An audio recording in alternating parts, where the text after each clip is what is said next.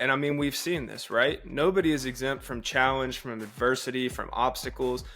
We all have it in our life. It's going to come sooner or later. That's what the 41 life is, though. Overcoming those challenges, overcoming those obstacles as they come at us and coming out stronger on the other side. So that's what we're here for. That's what we're about. We want to provide encouragement. We want to help people to keep going through those times, and we want to have some fun along the way. This is the 41 life. Let's get into it.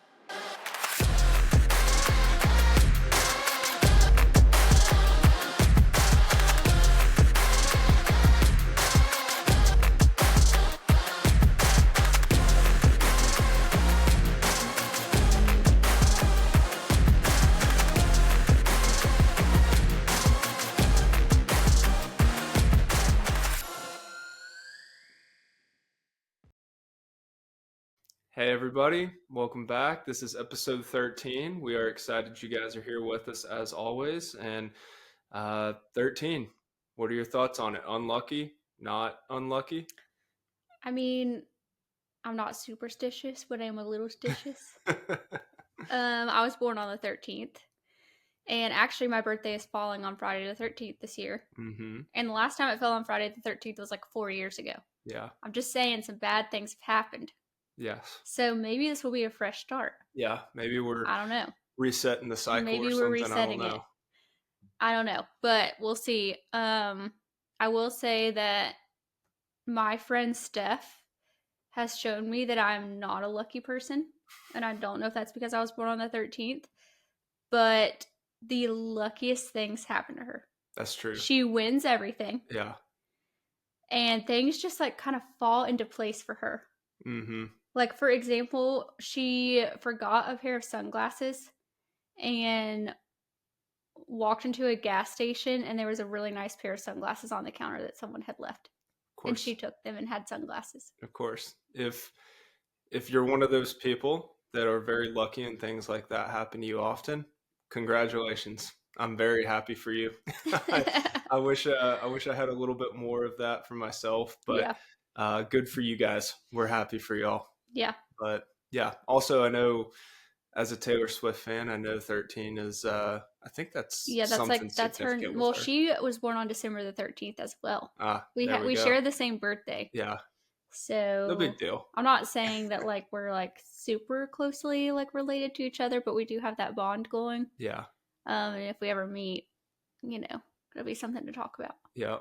Yeah. Well, there you have it. Taylor Swift and a lucky pair of sunglasses to get us started, I guess. But we hope everything is going well for everybody. Hope that it's been a good week. And as we're getting into the holiday season, the Christmas season, I hope everybody's well prepared for that, much more than me. I have done a little bit of Christmas shopping. I have not done as much as I probably need to. So this week will probably be pretty filled up with that. But in my defense, like you said, your birthday is December 13th. Our anniversary is December 18th. And then Christmas is the following week. So there's it's a big month for you. A lot of plans, a lot of gifts, a lot of, stuff to get situated. Yeah. So I've been a little sidetracked with some other things, but yeah, I've slacked a little bit in my Christmas shopping so far. I really need to get on it. I need to get on it. Yeah. I have one person done. I just have one person done. Yeah. Well, we'll get there one way or another. And I feel like I'm getting to that time where like shipping, like it might not get here on time if I don't like get on it. Mm-hmm. So.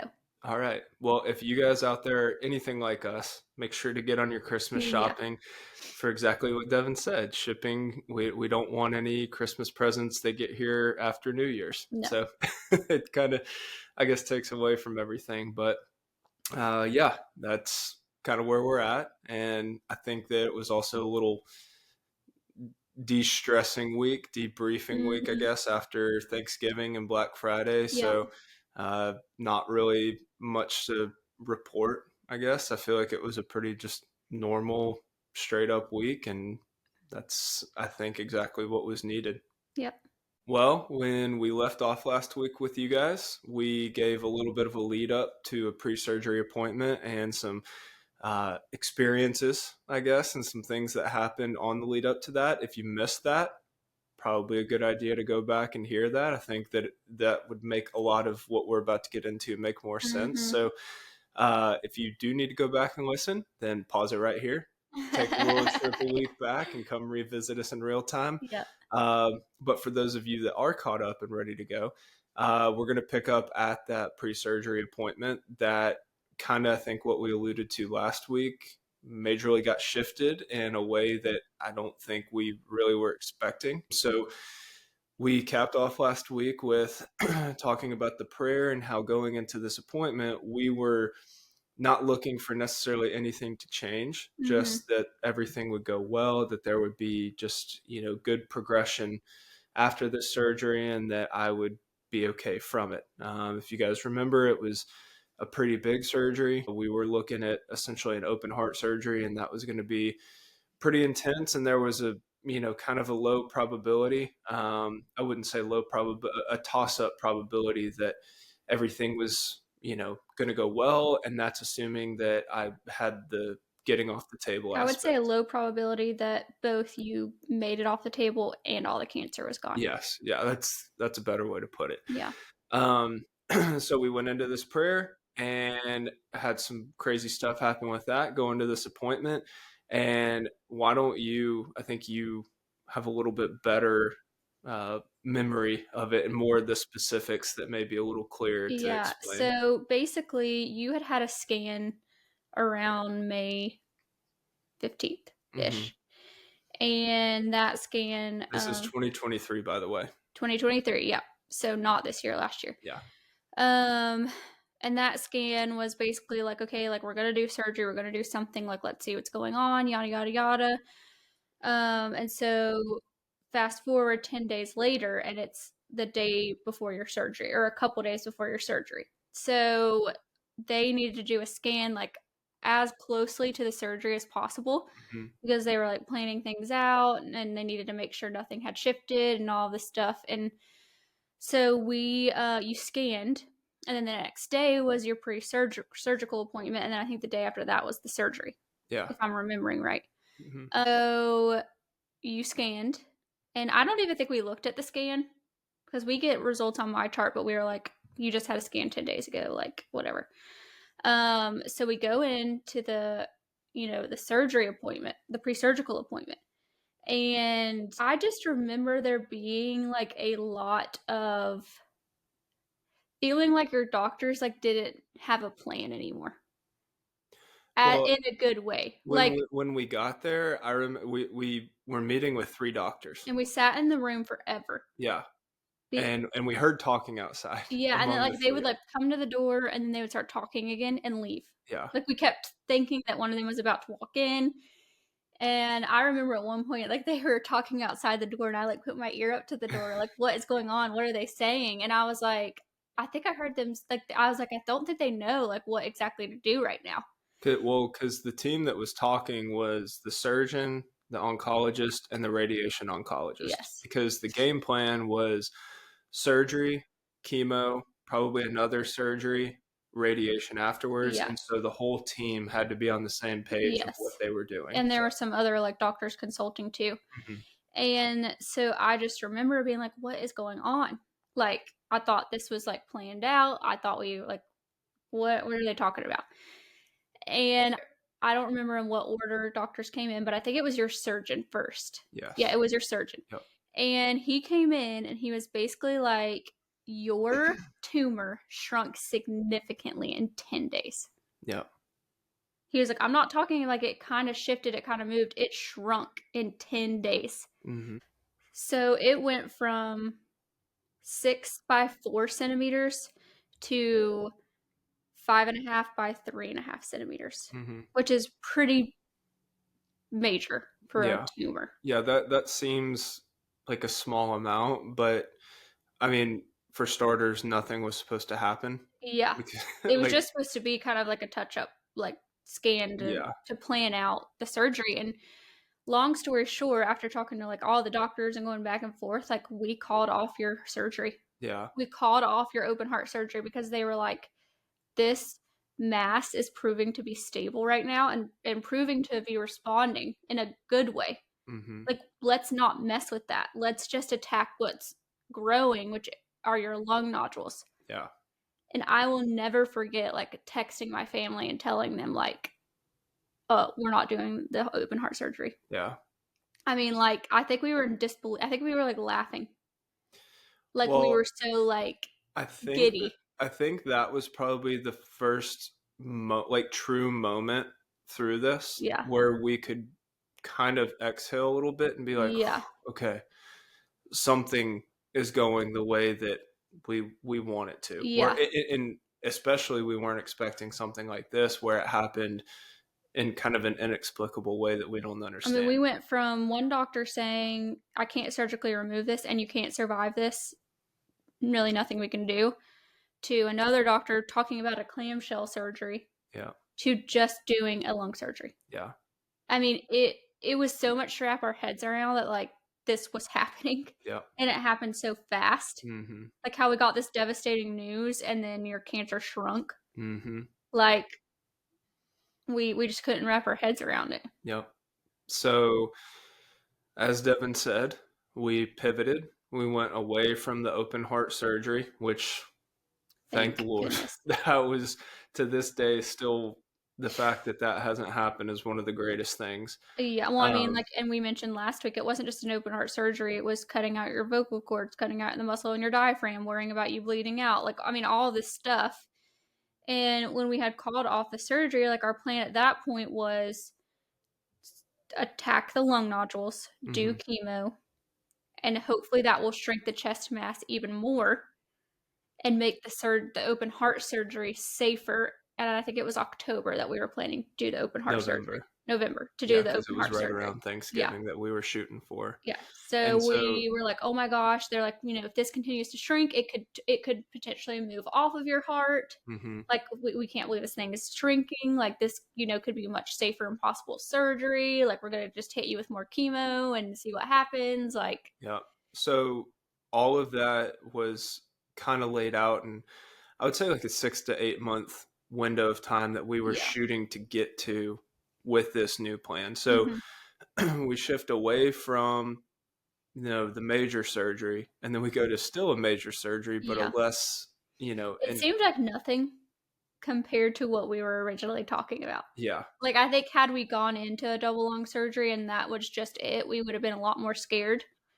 But we were like, "Oh, like, you know, it was just gonna they went in three different places on each lung, I think. You Yeah. have three 1-inch scars on each side, Hmm. right? Yep. So the cut was much less Yeah, intense, like, it was a much less invasive. much Yeah. safer. Everything, with the surgery, we ended up having that I think a week afterwards because they had to kind of shift everything Yeah. around and replan everything. And so, with that game plan, I do go in, I have the surgery.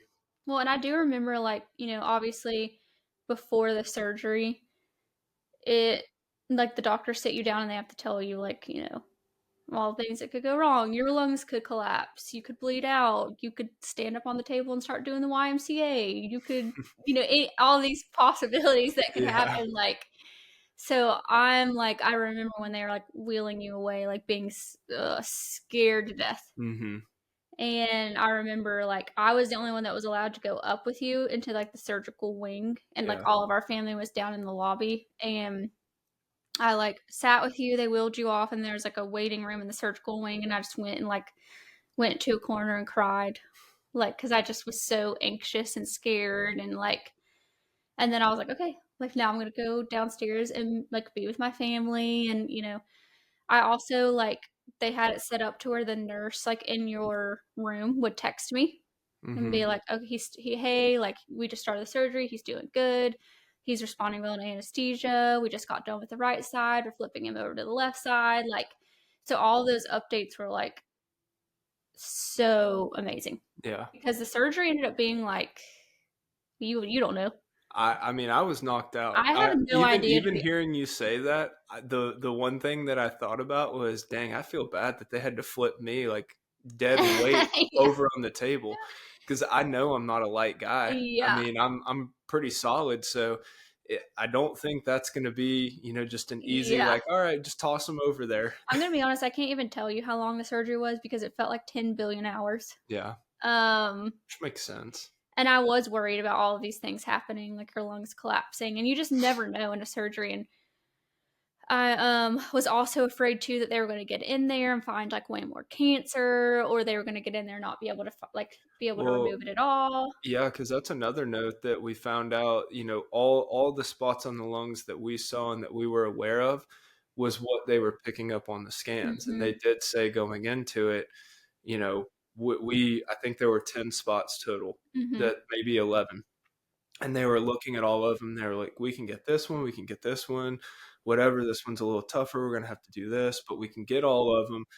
They said the one thing that we are a little concerned about, or not necessarily concerned about, but we're unsure of, is when we get in there and we're looking at this, is there going to be something that we don't see necessarily on this scan? And Hmm. so there was a little bit of like nerves, I guess, like anxiety that came just from that, because not only are we wanting the procedure to go well, we kind of need my body to cooperate a little bit. And up to this point, it hadn't really been doing that. I know.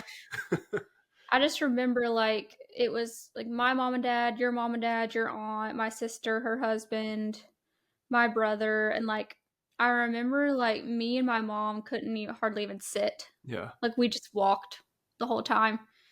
And then I remember at one point like trying to play cards and just wanting I was just like I literally can't do this. Like I can't sit here and play cards. Like I Yeah. was trying to occupy my mind, but I just sat in a chair and like literally shook. Yeah. Like my I had so much anxiety in my body that like I just didn't even like know how to exist. It was the most like debilitating however many hours. But I remember like they like texted me and they're like, "Hey, come on up. Like he's in the waiting room. Like the surgeon's going to meet with you." And I don't exactly remember what all the details of that conversation. I do remember him saying like, "Hey, I feel like we got it all. Like I think we got everything on the scan. I didn't see anything else." And I think I remember him saying something about he's never cut through that much muscle before. Yeah. That's right. Or something along those lines. Like I I do remember, because I think either you told me afterwards or he he told me did, yeah. afterwards, because the way they had to go in was kind of like through my ribs. Yeah. And so they had to kind of go through like my lat muscle a little bit. Yeah. And I think that's what he was saying. Like, He's like, I mean, I could tell. I guess I could tell he was a professional athlete. I've never cut through that much muscle, and this is after you've done loads of chemo. yeah. Um, but I will say nothing prepared me for what I was going to see when I walked into that recovery room because obviously I knew you had a pretty major surgery, but I just didn't understand the extent of the surgery, I guess, and like what all. I don't even know. So first of all, I walk in and you're just like laying there staring at the ceiling. Yeah, because I like Like you're awake. I cannot see anything. Like when You're literally awake. I have y'all, like I had no contacts in. I needed my glasses. Devin had my glasses, and I have a -8.5 prescription with contacts, and even worse with glasses. Like I'm legally blind, so I can't make anything out right now. Yeah. So I'm basically I walk up to you and I was like, "Hey, like are y'all you did great. Like they got it all." And you're like, "I can't see." Well, I think I remember. I don't know that I said it in that way. I No, think that because you were coming out of anesthesia. okay, yeah, So you were literally just like, "I can't see." okay. And I put your glasses I was on gonna say I you. remember asking for my glasses somehow, or in Yeah. my mind maybe I was You were asking. just sitting there waiting, staring at the ceiling for someone to bring you glasses. So I like, and if you're someone who has a sensitive stomach, you might want to like skip through this. Yeah. But I put your glasses on you and I like look down and I realize like these tubes are coming out of you. And then I put two and two together that there are these like bigger than a quarter Mm-hmm. tubes that are inserted into your rib cage. And then at the on the floor are essentially buckets. And blood is coming out of your body through these tubes into these buckets on the ground.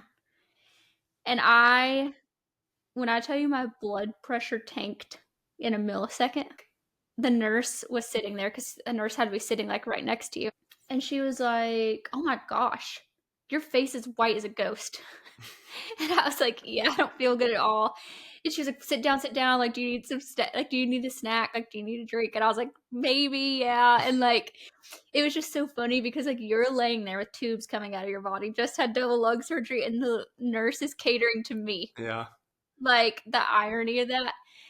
And then so she came back and she brought me, like, some pretzels, and I'm literally, like, trying not to pass out on it. It's like the fight of my life because I just can't handle seeing, like, you like that. And you were like, "Can you get her some of this medicine that I have?" You're like, "She needs medicine." Like, you were still in your anesthesia and Yeah. stuff, and Yeah. she's like, "Yeah, I'll get her some medicine," like, all this stuff. But, yeah, I mean, that would have been quite the scene if I would've passed out, like, Yeah. right when I saw you. I don't think that would have been good for Yeah. anybody I mean, I involved. had a hard time seeing you, like, after you got your port Mhm. because just I don't know, there's something about seeing someone you love, like, it's just such a yucky feeling, but Yeah. you can talk more about this, like, the next 3 days after that were not so fun, and I remember the nurse that was sitting with you in the recovery room, she was like, "Yeah, like, I need to stay with him because, like, he's had a pretty, like, rough surgery," and I guess there was, like, a head nurse kinda, like, doing laps and all this stuff, and she came in to check on you, and she's like, "Oof, like, I heard about this one, like, how's he doing?" And I guess what it is, like, you don't typically wanna do both lungs at the same time Mhm. because you wanna be able to lean on your good lung. Yeah. If you can lean on your good lung, like, it makes it a lot easier, but to do double lung surgery and not only did you do a double lung surgery, you did, like, the top, the bottom, the middle, like, of I mean, every area of both lungs. So there Yeah. was not a single part of your lungs that was functioning properly. Yeah. So to say that the next few days were hard would be an understatement. Yeah. My blood pressure didn't drop just that one time. No, that was Dropped, like, a million times again after not that. the first, not the only. But I don't know, you can kinda talk about your Well, perspective. first thing I gotta say about all this that I think's pretty cool, and we joked about this. My surgeon was the one that actually said this going in. He said, "Well, you're gonna walk away. You're gonna have to do some breathing stuff. We're gonna have to make sure your lung capacity is good. And we're gonna have to get you prepped and everything afterwards for what's next with the chemo." He said, "But one thing that I think you might get a kick out of is you will have tattoos on your lungs forever." Yeah. And I was like, "What do you mean?" He was like, "Well, when I go in there, I do have to mark where, I'm having to cut and do all this." And he said, "That's never going away for what's not cut into." So, fun fact, I do have tattoos on my lungs. So that's a perk of a double lung surgery if Yeah. there ever was one, I guess. Yeah, yeah.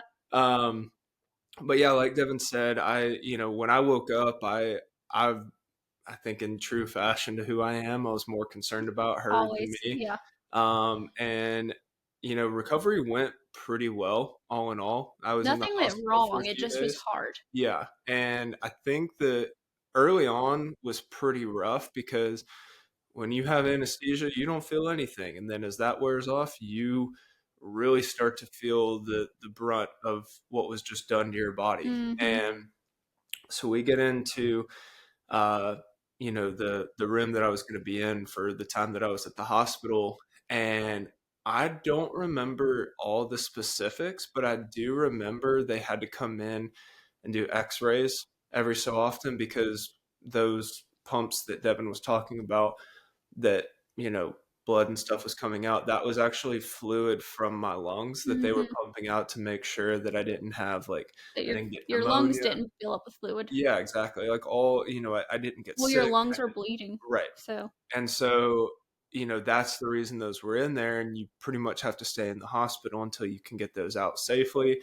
And then they want to monitor you for a little bit. and that was so uncomfortable for you to have It was very uncomfortable because one, you can't move, and two, it's restricting your breathing because like you can't like get a good you breath. take a deep breath and you can't it like catches and won't let you go any further. So I felt like I was just constantly doing shallow Mhm. breathing and just trying to get a good breath, but it just wouldn't happen. Like I couldn't, Mhm. my body just wasn't able to, which is exactly what it was supposed to be doing at that time. But because of that, I also had, I anytime you have to think about swallowing or using any type of muscle in your stomach, I mean, that hurt.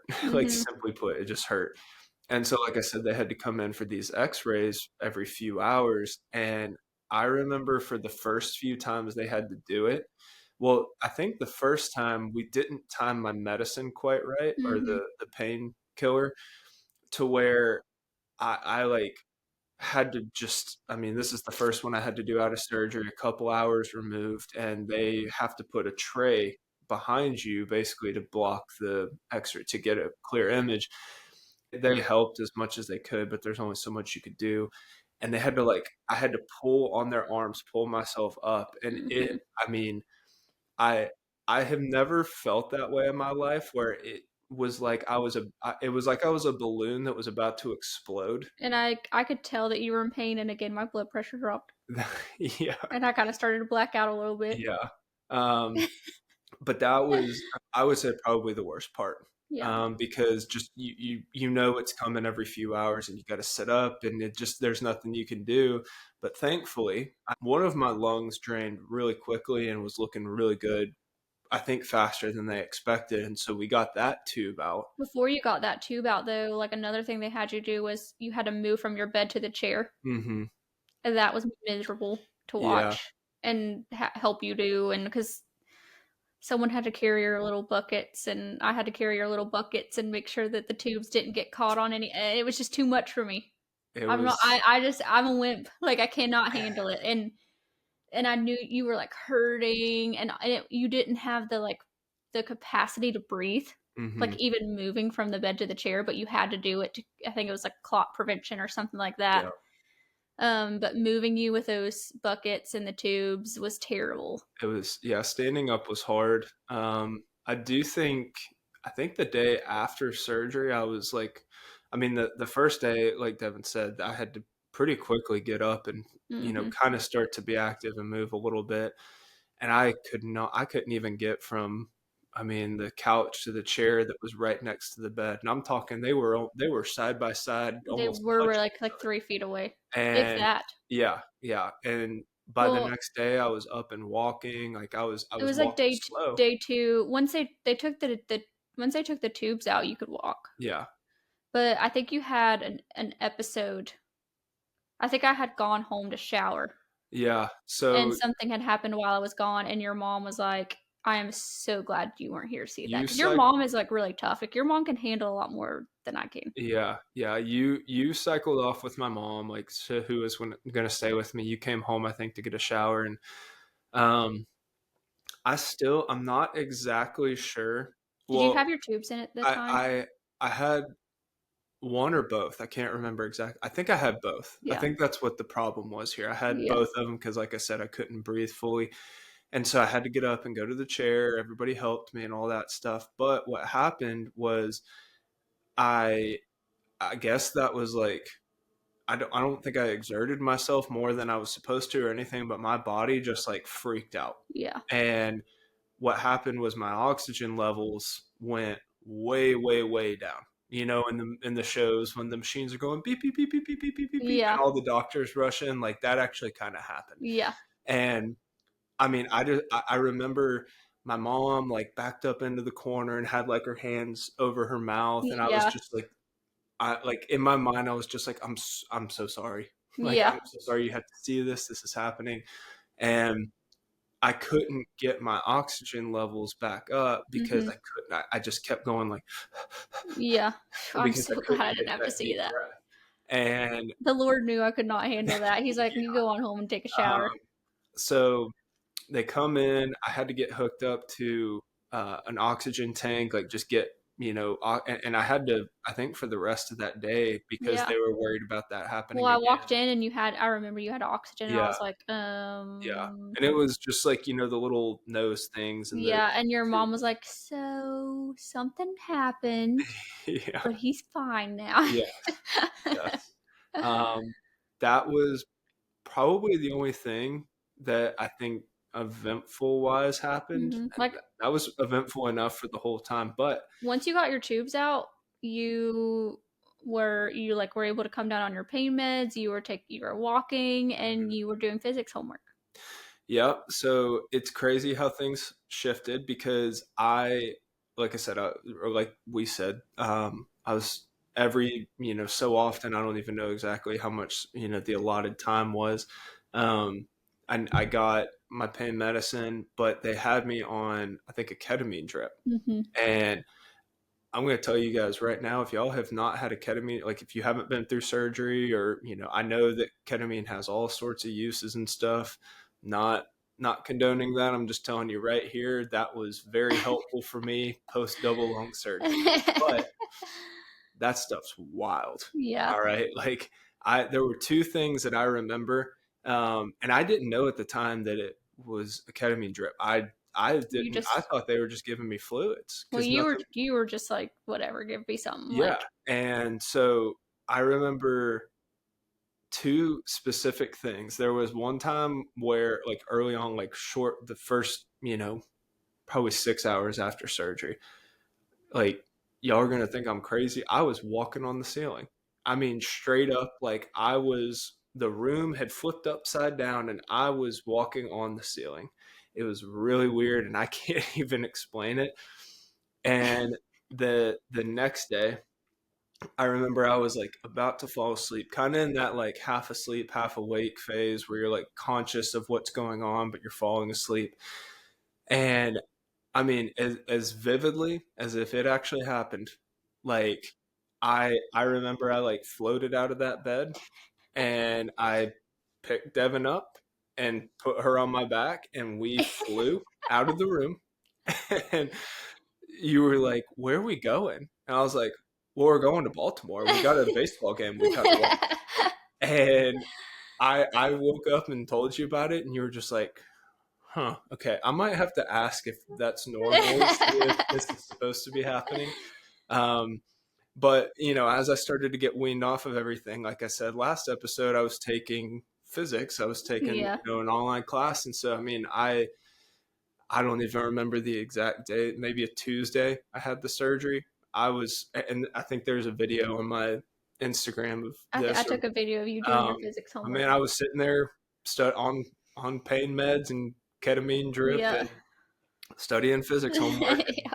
I remember I had a homework assignment that was supposed to be due, I think that Friday. So I Yeah. had like a couple of days and I was like, I don't know how I can do this homework. I'm Yeah. trying to understand this stuff and I'm just, for good reason, having a little trouble retaining the information. And I remember I remember you were like, just email your professor and say like, can I have an extension until like Monday or something like that? And I was just like, oh no, I can't do that. Yeah, you would not. Like No, and I finally did. you were like I don't think it's like a good excuse. And I was like, you have cancer. Yeah, You literally have cancer. Like it is a good excuse. yeah, Like you just had a double lung surgery. Like tell your professor. yeah, And of course your professor was like, yeah, like yeah. take all the time you need. I did get the extension and I got a good grade on the homework, so everything was all right. I was, Yeah. thankfully it was good. He was very understanding. Um, but yeah, I mean, finally we get done with the hospital stay. I can tell you one thing, it felt really good to be able to get home and just take a shower just to get cleaned up because I mean, I hadn't really been able to bathe myself very Mm-mm. well. I mean, I had like the body wipes, and I think Yeah. you had brought some like dude wipes from home to kind of Yeah. make sure my armpits didn't stink too bad and all that stuff. But I mean, I started to smell myself, and I was like, I gotta Gotta get we out gotta of do something about this. And here. so that was really nice. Just I remember we have in our living room we have a leather recliner, hmm and I spent a lot of time in that recliner. It was really nice because it like will sit you up for you. Yeah, Like it's like a electronic. electronic, yeah. Yeah, it came in handy. It was really really useful, and hmm I had to do, like I said, some breathing exercises. It's basically just to make sure that you can inhale and exhale, Yeah. like kind of getting that strength back because you And don't some, realize how much muscle, I guess, you need for every breath yeah. until you have something like that happen. But it definitely makes you appreciate just the ability just to sit here right now Well, and just take a normal and I breath. will say something funny is that I think it was like maybe even a day, maybe 2 days after your surgery, like my friend Steph and her husband came to visit us, Yeah. and she had just had a baby. So I'm talking like baby, like newborn baby. Like she left her house and like she came to be with me. Yeah. And we had kind of like, just laid around for a couple days, whatever. And me and her both love home stuff, home decor, like all that stuff. So I was like, hey, there's this neighborhood like near our house that like has a lot of like different floor plans that I really like. Like, do you want to go look at the model houses? And so she was like, yeah, let's go. So I thought for sure you would stay home, but You thought wrong. you were like, no, I'll come. And we were like, are you sure? Like, we're going to walk around, like all this Hey, stuff. I'm 3 days removed from Yes, feeling accomplished just to walk up and down the exactly. hallway. So we go, and like one of the first houses that we look at is like a row house. So it's like more narrow and had like, has more floors. This row house had 4 stories. And I remember I was like, David, like, you stay here. Like, me and Steph are going to go, like, look at these other floors. And you're like, oh no, like, I'll come.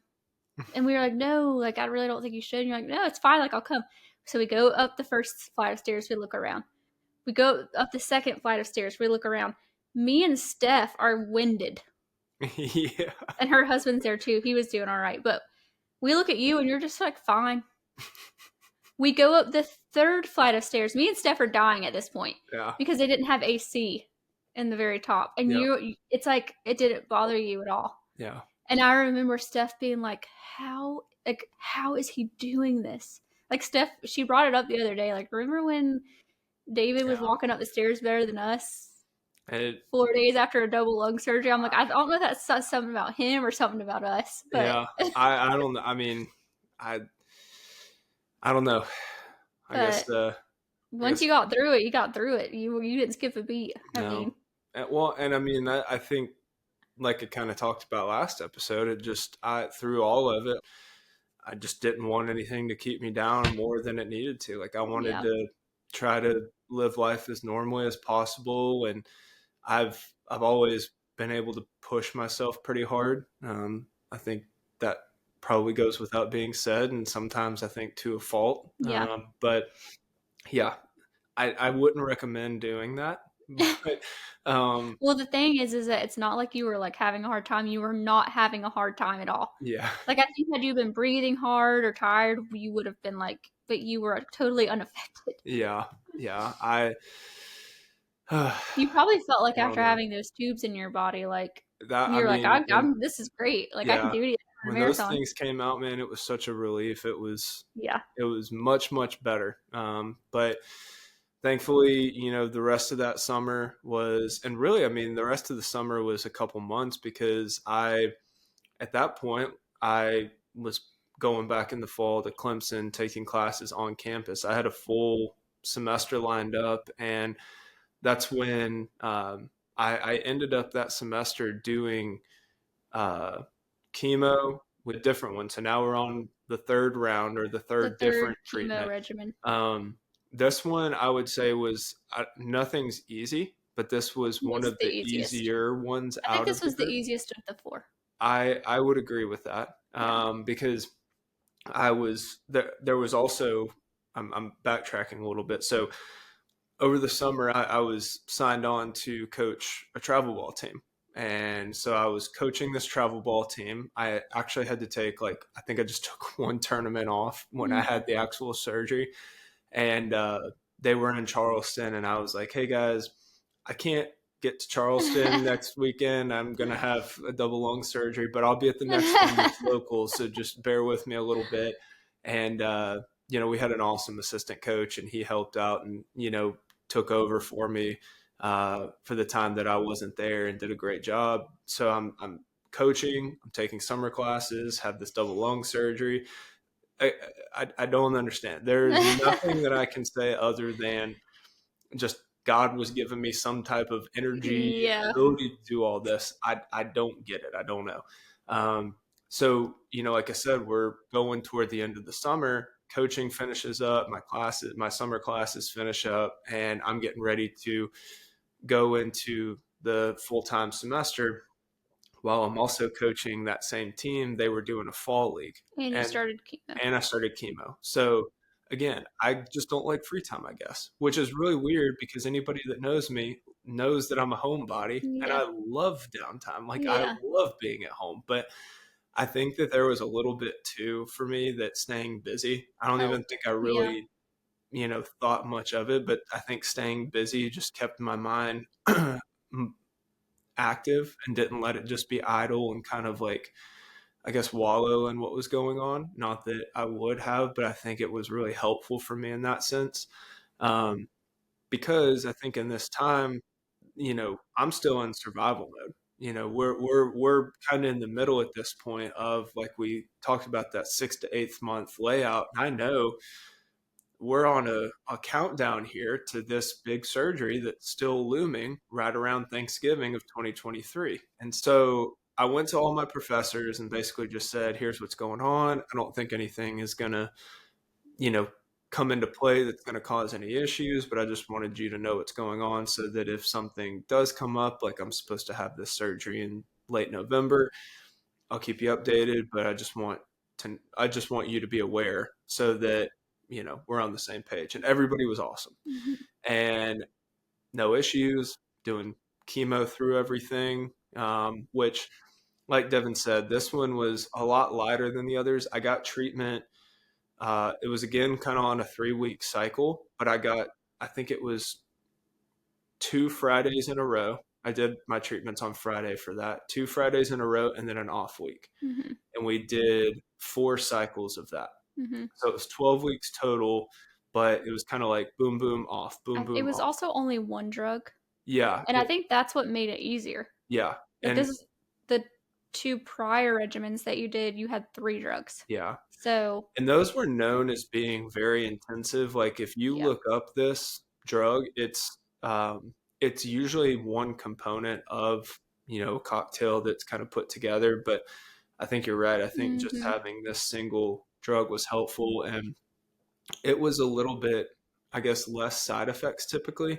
You still Um, lost your hair and yeah. tired, and not Well, a lot of nausea and though. that's what's weird. I didn't fully lose everything, It just got really but it thin, I got think. really thin, and I'm like, Yeah. I think it would have been better to lose Yeah, all we probably should have that. shaved it up, but I I know a joke about it, but I did hold on to my eyebrows and yeah. eyelashes. I had like a really, like, looking back at pictures from, our fall tournaments at that time. Like I had a beard still, but I was just like, oof, that was looking a little skimpy there. Could have maybe shaved that down a Yeah. little bit more, but yeah, I mean, all in all, it was, I would say, manageable. It Hmm. wasn't it wasn't a great experience, but the whole I think that goes without being said, but the whole goal of that treatment, the Taxol treatment, was, let's try to get everything under control. Let's try to shrink it down a little bit, like Devin said, maybe get this in a little bit better of a position for surgery. And Taxol is not a drug that clears out the cancer typically. It Hmm. goes in, it kind of like attacks the remnants and tries to, kill the things that aren't already formed, but basically the goal is to stabilize everything, to Hmm. surgically remove it. And that's where it was, I think, even more confusing as we were going through this, because not only like were my lungs staying clear, my chest was actually starting to stabilize and shrink. Like we Hmm. were again kind of in a place where, like, I don't know exactly what we make of this. And so, talking to my surgeon, my oncologist, as we're getting through treatment, as the semester's going on, as we're just getting toward the time when we have to start, honing in and getting everything together for this surgery, questions started to kind of come up of like, what should we do? Is this the best? route? Is there something different we should do? Like, Mhm. what options are on the table? And, you know, unfortunately, as we tend to do each week, that's where we're going to have to stop. So, y'all are going to have to tune in next week to hear what the next steps were. Um, but as we've said, that was kind of a point where really, I guess, going back to, I guess, early in the summer when really I think it dates back to what we talked about last episode with the prayer, like God's hand, we started to see things start to work and happen, not just that he wasn't there the whole time with us, but we started to see things kind of coming together in ways Mhm. that didn't necessarily medically make sense. Mhm. And I think as we've progressed through not just that time, but even into now, we've seen a lot more. Yeah. And we're going to talk a lot more about those things. But like I said, unfortunately, that's where we got to hold off this week and pause. Well, I'm going to do the outro today. We're going to switch things up. Yep. But thank y'all so much for listening to this episode. We hope you've enjoyed it so far. Thanks for coming along with us on the twisty turny ride. And it will continue. But the story is actually kind of like wrapping up to current day. So if you have any ideas or any suggestions of what you guys would like to hear after we finish telling our story, if you would like to hear some guests, if you'd like us to dive a little deeper into certain topics, please let us know. And as David always says, you can like and subscribe. That helps us so much. But for now, this is the 41 Life, and I'm Devin, I'm David. and we'll see y'all next week. Yep.